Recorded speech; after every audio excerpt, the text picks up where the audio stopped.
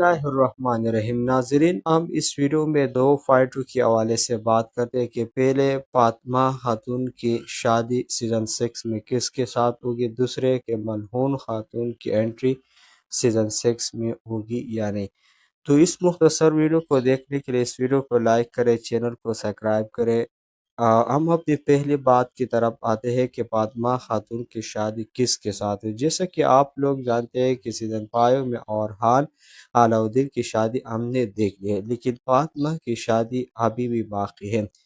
इनकी शादी सीज़न 6 में किसके साथ होगी, तो बाज़ लोगों के मुताबिक इनकी शादी तो गाय के साथ होगी, लेकिन हम इनकी तारीख के बारे में जानते हैं।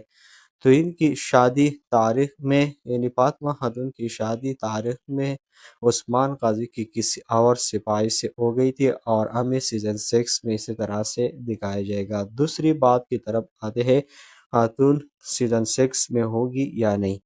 जैसे कि आप लोग जानते हैं कि मरहून खातून ने सीज़न 5 के दरमियान कर उस्मान को छोड़ दिया है और वो बीमार थी, लेकिन सीज़न 6 में इनकी एंट्री होगी या नहीं।